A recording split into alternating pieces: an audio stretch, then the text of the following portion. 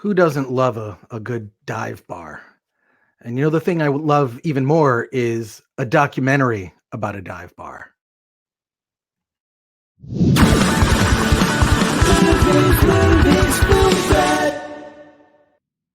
Welcome to the Film Threat Podcast. I am Chris Gore. And if you watch this podcast or listen to it, you probably already know that I love dive bars. I don't know. It's just a place you can think, have conversations. I've met so many strangers that have become friends. But this documentary, Bloody Nose, Empty Pockets, is it's an amazing documentary that captures what it's really like to be at a dive bar. I want to introduce the documentary filmmakers, Bill and Turner Ross. Welcome to the Film Threat Podcast, gentlemen. Thanks for having us. Well, thank you. This documentary is a type. Yeah, the approach you guys took is really amazing because it is that, there's no voiceover narration. There's no music to kind of tell you how you should feel. What you really captured was like fly on the wall or maybe drunk in the corner approach to what it's like to be at this dive bar. Tell me, before we talk about the movie itself, are you guys fans of dive bars? I mean, I mentioned in the beginning, I have some particular favorites in my neighborhood. We have done our research. Yes, we are indeed. Chris, is that an Ebert thumb behind you? Oh, I got a whole bunch of stuff. It's an award I got at a film festival years ago. Awesome. And it's a yes, but it has nothing to do with Eberts. Okay. I'm surrounded in a room of collectibles. This is the most blank canvas behind me. Gotcha. But you guys clearly, I mean, I love, there's several dive bars in my neighborhood. The 35er, which is affectionately known as the Dirty Diver in Pasadena. I mean, you walk in there and you feel like on any given night you could be stabbed. And that is a sign of a good dive. Yeah, a good dive bar it's like something could happen at any moment at the drop of a hat. Somebody, is in some intense conversation that looks like it's going to get violent, and that's happened to me there. But tell me, you guys are obviously a fan of. I feel like you captured why I love dive bars, which is the just the wide range of types of people. The getting so drunk you're having political conversations where you're kind of maybe your opinion just kind of gets lost in the mix. But tell me about your love and passion for dive bars, because it clearly comes across in the doc. I want to hear Turner's answer on this. Yeah, well, I mean, we've grown up in places like that. We as little kids we saw spaces like that and realized that they were places where people tell stories and people make stories. And as we've grown older and of age, it is certainly always been a touchstone for us to get the pulse of what's going on. You can go and you can escape into a bar like that and you can be yourself. You can be somebody else. You can tell people things that you might not tell your closest friends.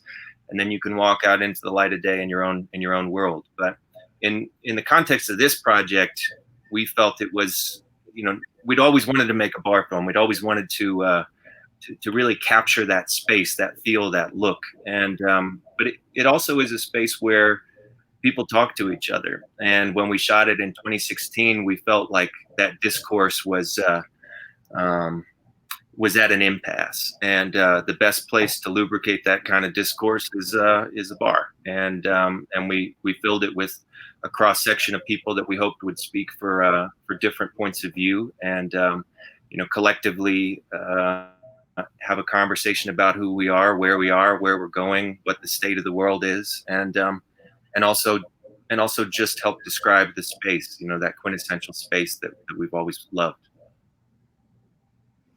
Bill, what would you add to that? I think it's pretty well covered, but yeah, it's like our uncle used to take us to dive bars, and we'd sit at the end and watch wrestling, when we were 6 and 8 years old. And so it's a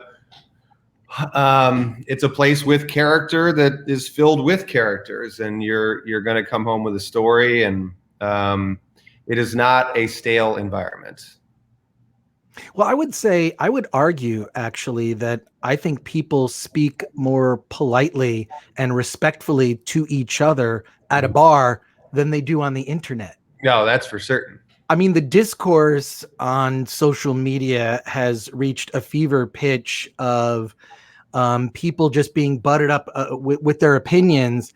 But when I feel I go to a dive bar, I can talk to someone that has a vastly different opinion than mine. But because we're in that space, we're all united by our love of drinking, Right. but also whatever sporting event happens to be playing in the background on the TV. And then the bartenders that I've come to know that really like those therapists. They really are like people you tell things you wouldn't tell. So are you admitting that you guys were underage at a bar and your uncle just had you there sitting in the corner drinking on a Shirley Temple? Yes. I'm glad to hear it. What made you discover this bar? What was it about this bar that had you say, okay, we have to cover this? Because it's filled with so many characters that at least I've observed, I've seen at other dive bars that I've gone to. So there truly is sort of those things you see over and over at particular or dive bars. But what made you decide, hey, this is the one where we're going to do this? Well, this is a created space. It's a real bar that does stand and does have all the, sort of the visual qualities that we were hoping for. But this is an ensemble of people that we brought together because they fit, because they are that dynamic space that if we've spent time in these spaces, we understand why something like Cheers works. Why this person in the corner bounces off this person and eventually tells a story through their intersection with other people's lives. So, for the sake of the film, we thought about this not as a documentary, but just as any filmmaker would prepare for a narrative film. We wanted the ideal set and setting and the ideal set list of characters so that we could create a dynamic environment in which these people would basically write their own narrative in real time, and that we could be present for that discourse and for whatever magic that may conjure. Wait, are you telling me this was set up to be like almost like an improv narrative film? Is that so? Yeah, because I feel like it's a fly on the wall documentary where you just like you're not being manipulated, or at least you don't feel like you're being manipulated, right? Like it doesn't have that quality. It has a reality. So this is something you manipulated aspects of it. I mean, it clearly is not scripted. I mean, these people are having real conversations. For sure. Absolutely. We wanted to create a space with authenticity and a space where we could be present for the actualities of these people's experiences. We can have a debate about what is documentary and what is not. For all intents and purposes, this is a documentary because Sundance programmed it as such.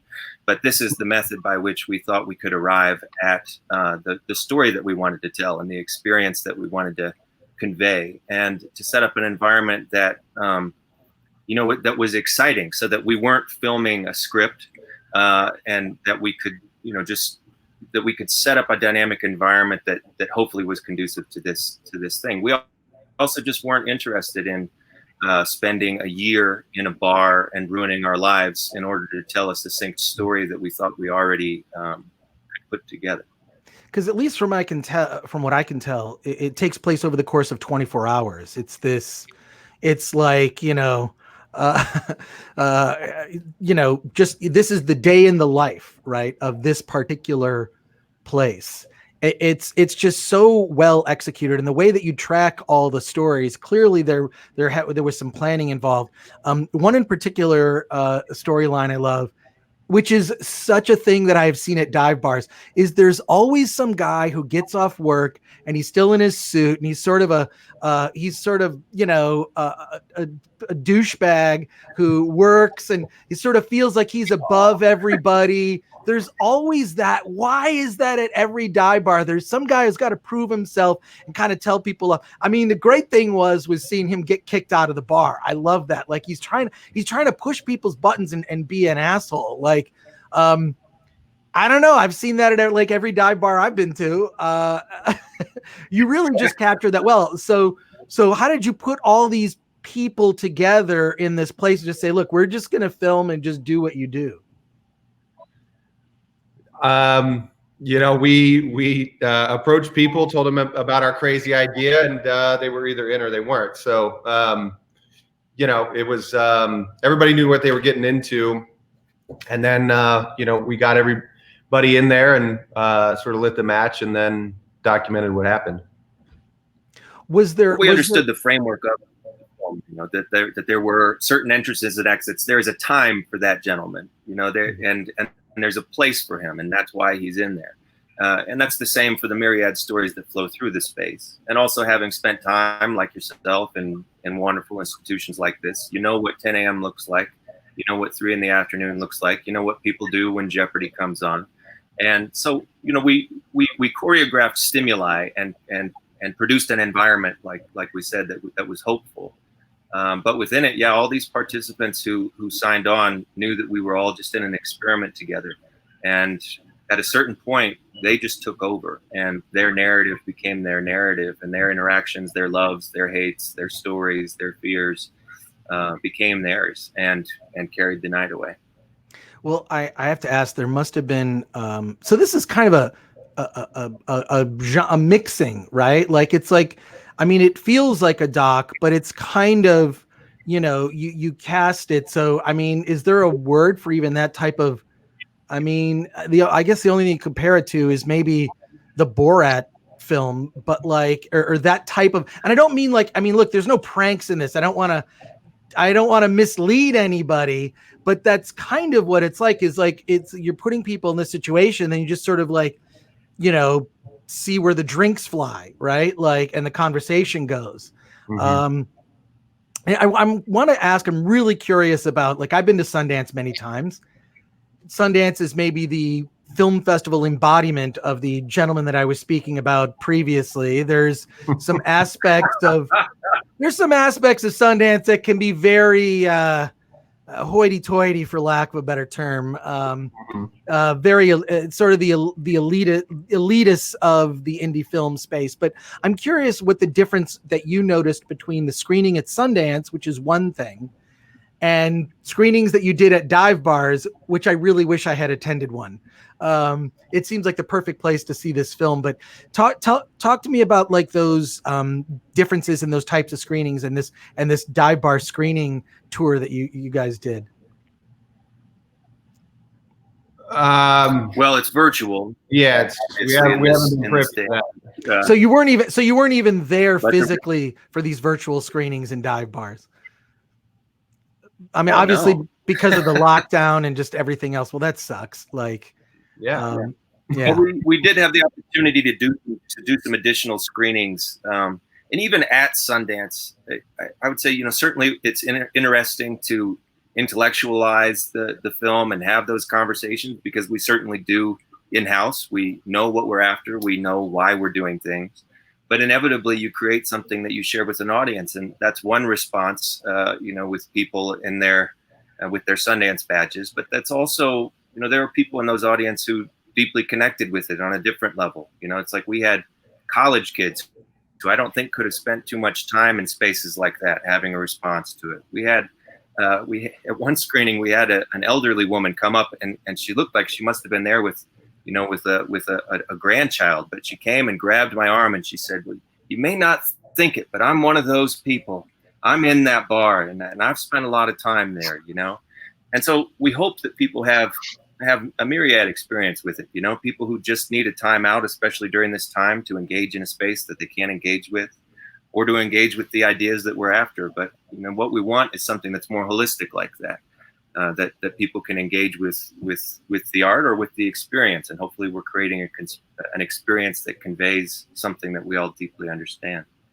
I mean, you really did capture like what it is, that attraction of being at a dive bar. There's sort of for me, it's I just feel like an inner peace when I'm in that environment where there's like all these people. You could make up stories in your head. You could get in conversations with people that you'd pass on the street, never have a conversation with.